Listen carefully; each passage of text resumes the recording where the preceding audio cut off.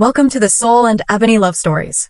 The channel will bring you stories of strong bonds, cultural differences, passionate love, and unforgettable dramatic events.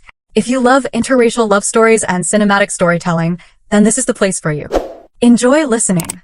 Please subscribe to the channel to hear more great stories. Everyone laughed at the cafe the first week it opened. Not quietly either. People stopped on the sidewalk in Ridicules just to stare through the front window as if the place were some kind of curiosity exhibit instead of a small business. The sign above the door reads Second Sunrise Café, written in clean white letters against dark wood. Inside, the space smelled like fresh espresso and cinnamon pastries. It should have been welcoming. Instead, most people treated it like a joke. The reason had nothing to do with the coffee. It was the woman behind the counter. Imani Cole moved through the cafe alone that morning, adjusting chairs, wiping a spotless counter for the third time, and pretending not to notice the group of college students outside filming her through the glass with their phones. She had arrived in Seoul from Chicago 8 months earlier with 2 suitcases and a plan that sounded brave when she said it out loud. She was going to start over. A new city, a new business, a cafe where travelers and locals could sit together and feel comfortable. It sounded simple when she first imagined it.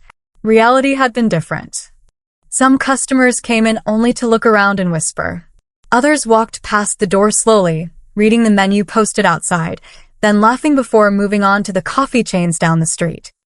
A few people were polite enough to smile, but the hesitation in their eyes always lingered a second too long.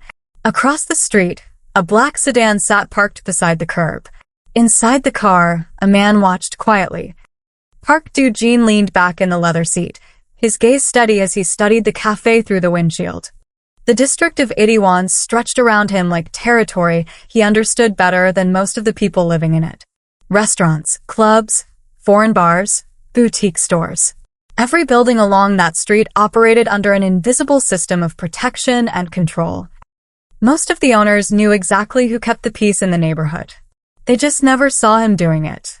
Park Do-jin owned half the real estate on that block through companies that existed only on paper. The rest of the businesses paid protection to organizations that answered to him anyway.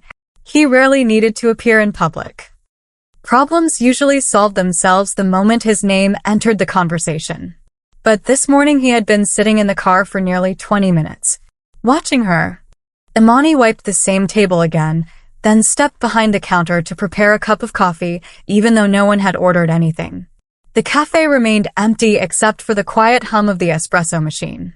One of the students outside pushed the door open suddenly. 3 of them stepped inside laughing, their phones still recording. "Can we get 3 lattes?" one of them asked in English. Of course, Imani replied warmly. She began preparing the drinks with practiced calm, even as the students whispered and pointed their cameras around the room. When the lattes were ready, the group took the cups, snapped a few photos, and left without paying. Imani stood behind the counter for a moment, staring at the open door.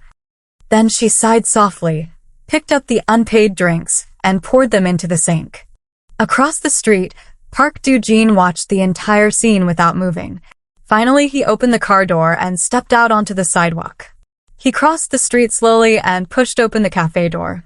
Imani looked up, surprised to see an actual customer. "What can I get for you?" she asked. He studied her for a brief moment before answering.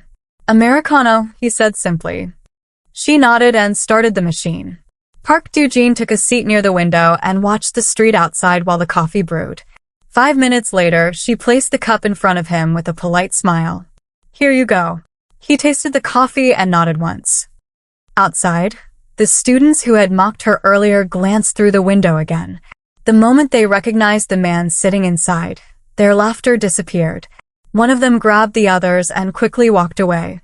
Imani did not notice, but Park Do-jin did. And as he finished the coffee, he made a quiet decision. No one in this district was going to touch that cafe.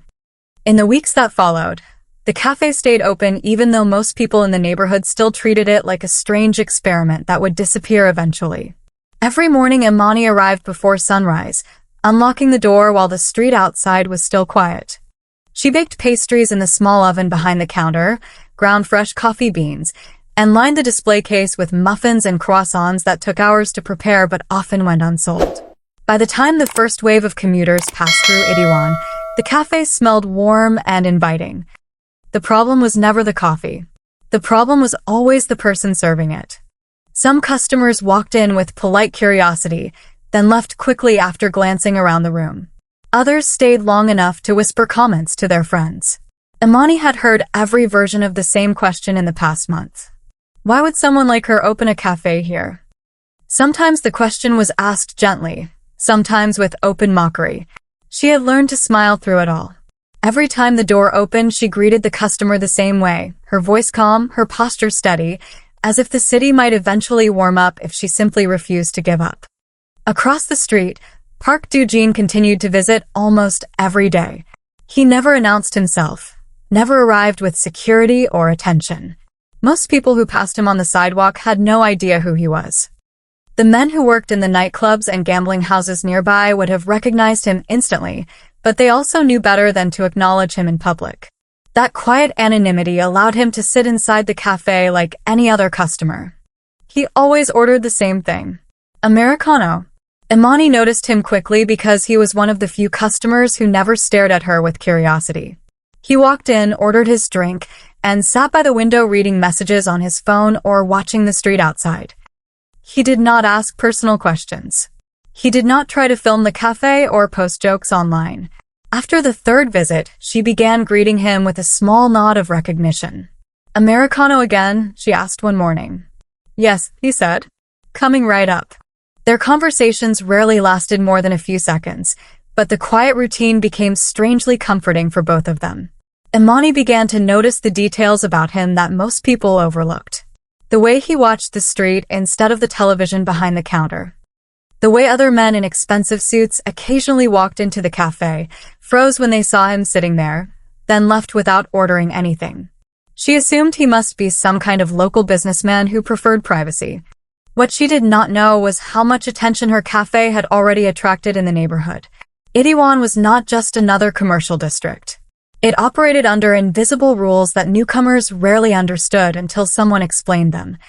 Most businesses paid a quiet protection fee to groups that controlled the nightlife economy.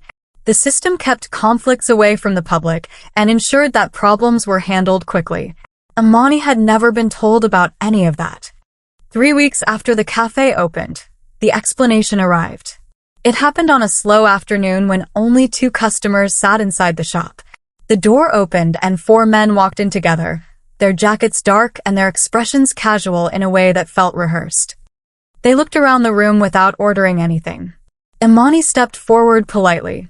Welcome. What can I get for you? One of the men leaned against the counter. You're the owner? Yes. Nice place, he said, glancing around slowly. But you opened here without asking anyone. Imani frowned slightly. Asking who? The man smiled, but there was no humor in it. People who manage this street. She understood the meaning immediately. Back in Chicago, she had seen the same kind of conversation happen to small restaurants that opened in the wrong neighborhood. The message was always the same. Protection.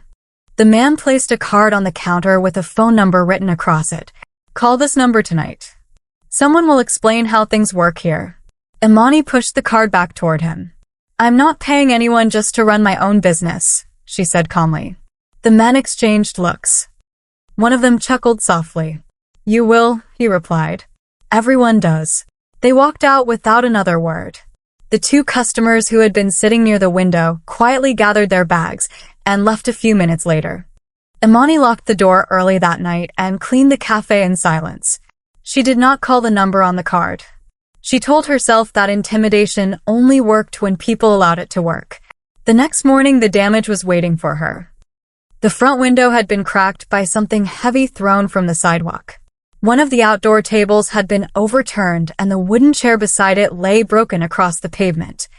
A small red symbol had been sprayed across the door, a warning most business owners in the district would have recognized immediately. Imani stared at the mess for several seconds before unlocking the door and stepping inside. She cleaned the broken glass quietly. She scrubbed the paint from the door until her hands ached. By noon, the cafe looked almost normal again. Across the street, Park Do-jin sat in his car watching the entire scene. He had received the report before sunrise. One of his lieutenants informed him that a small independent crew had approached the cafe owner the previous afternoon. They were not officially connected to his organization, just opportunists who assumed the foreign woman running the shop would be easy to pressure. Do-jin stepped out of the car and dialed a number. "Find them," he said simply. The response on the other end of the line came immediately. By evening, the 4 men who had visited the cafe were gone from Itaewon. No one in the neighborhood asked questions. People who lived there long enough understood that sometimes problems disappeared when they crossed the wrong boundary. The next morning, Imani unlocked the cafe again.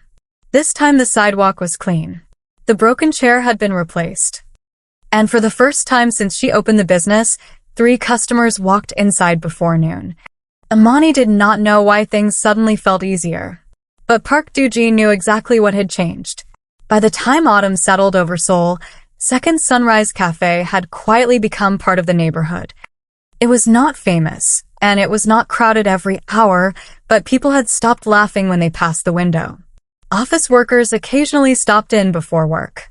A few international students came regularly to study at the corner tables. Even some locals who once stared suspiciously had begun ordering coffee without hesitation. Imani noticed the change slowly, the way you notice winter fading into spring. Something had shifted in the rhythm of the street. What she did not know was how much of that shift had nothing to do with luck. Across the district, word had spread in subtle ways that the cafe was not to be bothered. The message never appeared in writing, and no one publicly explained it. But the bartenders in nearby clubs heard it from their managers. The shop owners along the block heard it from suppliers. Even the small gangs that sometimes drifted through Itaewon at night understood it clearly. That cafe belonged to someone now. The details did not matter. In neighborhoods like this one, people respected invisible borders. Park Do-jin continued to visit almost every afternoon. Sometimes he arrived when the cafe was quiet and the afternoon sunlight poured through the front windows. Other times he walked in during the brief rush of customers who stopped for coffee before heading to the subway. No matter the hour, he took the same seat by the window. Americano. No sugar. No milk. At first their conversation stayed simple. "How is business today?" he asked one afternoon. "Better than last month," Imani said with a small smile while wiping the counter. "That is good." He never asked questions about the vandalism that had happened weeks earlier. He never mentioned the men who had threatened her. Instead, he simply watched the street while drinking his coffee, as if making sure the neighborhood behaved properly. Imani sometimes wondered what he did for a living. His clothes were expensive but understated. His manner was calm in a way that suggested authority without effort. Occasionally someone walking down the sidewalk would glance through the window, notice him sitting inside, and quickly look away. She assumed he must be a local businessman with connections. One rainy evening the cafe was almost empty again. The steady tapping of rain against the windows softened the sounds of traffic outside. Imani leaned against the counter while the espresso machine cooled beside her. "You come here a lot," she said casually. Do-jin looked up from his phone. "I like the coffee." "That cannot be the only reason," she said with a quiet laugh. He tilted his head slightly, considering her. "Maybe I like the place," he answered. She shrugged. "Not many people did when I opened." "They will." "You sound very confident about that." He took another sip of coffee before answering. "People follow patterns. Once a few decide something is normal, the rest will follow." Imani studied him for a moment, curious about the certainty in his voice. "You sound like you understand how neighborhoods work." "I do." The conversation drifted into silence again. Outside, the rain continued falling in silver sheets across the streetlights. Later that night, Imani finished closing the cafe just after midnight. The rain had stopped, leaving the sidewalks shining under the glow of neon signs from nearby bars. She stepped outside to pull down the metal security gate when a group of men stumbled down the street laughing loudly. They smelled of alcohol even from several steps away. One of them noticed her immediately. "Well, look at that," he said, slowing his pace. "The American cafe girl." The others turned toward the shop, their expressions shifting from amusement to curiosity. One of them lifted his phone as if considering another video. Imani kept her voice steady. The cafe is closed. The man walked closer anyway. We are not here for coffee. His friend laughed behind him. Maybe we just want to see the place again. Imani held the metal gate halfway down, blocking the entrance. You should go. The man reached out and pushed the gate slightly upward with one hand, testing her resistance. The sound of metal scraping echoed through the quiet street. You think you own this block? He asked. Before she could answer, headlights washed across the sidewalk. A black sedan rolled slowly to a stop at the curb. The car door opened. Park Do-jin stepped out onto the street. He did not raise his voice. He did not hurry. He simply walked toward the group of men with the same calm expression he wore every afternoon inside the cafe. Leave, he said. One of the men turned toward him, irritated. This is none of your business. Another man tugged lightly at his sleeve. Wait, he whispered. The man frowned. What? The whisper came again, louder this time. That is Park Do-jin. The change in their faces happened instantly. The man who had pushed the gate stepped backward as if the ground beneath him had suddenly shifted. The laughter disappeared. Even the drunkest among them seemed to sober at the sound of the name. No one argued. Within seconds, the group was walking quickly down the street without looking back. Imani watched them disappear into the night before turning slowly toward the man standing beside her cafe. Who are you? She asked quietly. Do-jin looked at the empty street for a moment before answering. Just someone who likes your coffee. Then he turned, walked back to his car, and drove away into the quiet Seoul night. The night after the incident outside the cafe, Imani slept badly. The scene kept replaying in her mind long after she closed the shop and locked the door behind her. The men, their mocking voices, the sound of the metal gate scraping against the pavement. And then the sudden silence when Park Do-jin stepped into the street. The way those men reacted to his name had not looked like simple respect. It had looked like fear. The next morning, Seoul woke to a cold, gray sky, and the neighborhood moved through its usual rhythm of commuters and delivery trucks. Imani unlocked the cafe at 7 as she always did. She wiped the tables, started the espresso machine, and tried to push the memory of the night before out of her thoughts. Still, one question refused to disappear. Who was Park Do-jin? The answer arrived faster than she expected. Around mid-morning, the door opened, and a woman stepped inside wearing a tailored black coat and carrying a small leather folder. She did not look like a typical customer. Her posture was precise, her expression professional. Good morning, she said politely. Imani nodded. Welcome. What can I get for you? I am not here for coffee, the woman replied gently. My name is Hannah Kim. I manage several properties in this district. Imani set down the cloth she had been using to wipe the counter. Okay. Miss Kim placed the folder on the counter and opened it carefully. Inside were several documents. The building that houses your cafe was recently transferred to a new owner, she explained. Imani blinked. Transferred? Yes. As of 2 weeks ago. That is strange, Imani said.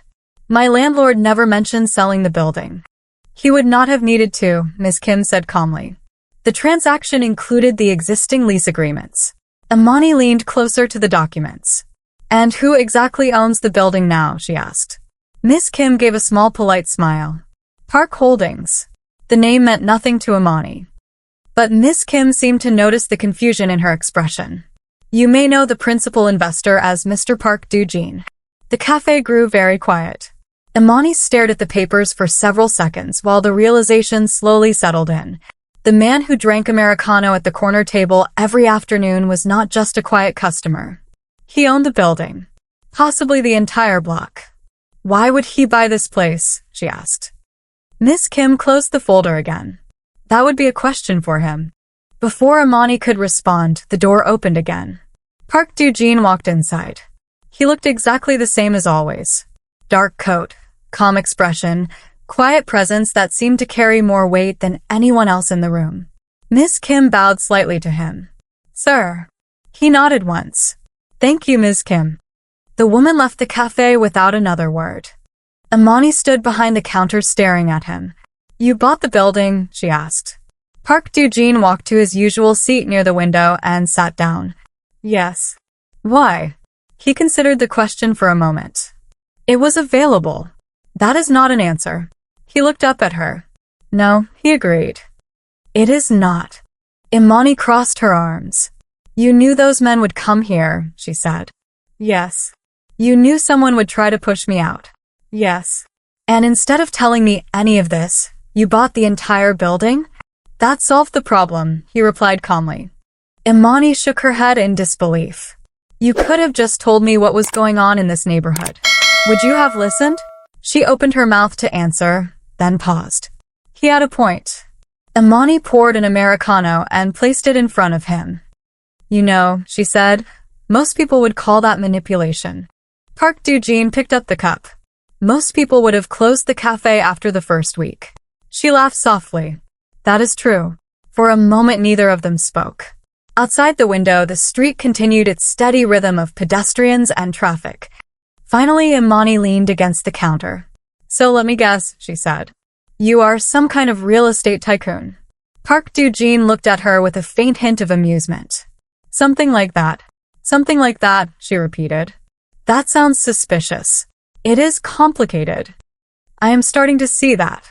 Another customer entered the cafe, ordered a cappuccino, and sat quietly at a table near the door. Business continued as if nothing unusual was happening. But inside the room the air felt different. Imani studied him carefully now, noticing details she had ignored before. The way people outside the window occasionally glanced inside and immediately looked away. The way his phone buzzed with messages he rarely answered while sitting there. You are not just a businessman, she said finally. Park Do-jin did not deny it. What do you think I am? He asked. Imani smiled slightly. The kind of man people move away from when they see him coming. He did not respond to that either. Instead, he finished his coffee slowly and placed the empty cup back on the table. You are doing well here, he said. The cafe is surviving. It will do more than survive. And how do you know that?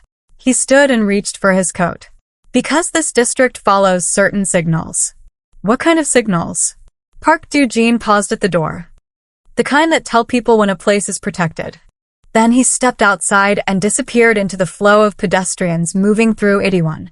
Imani watched him go, the quiet weight of his words settling into the room. For the first time since she opened the cafe, she began to understand something about the city she had chosen. Seoul had never really been laughing at her. It had simply been waiting to see who stood behind her. In the weeks after that morning, something subtle changed around Second Sunrise Cafe.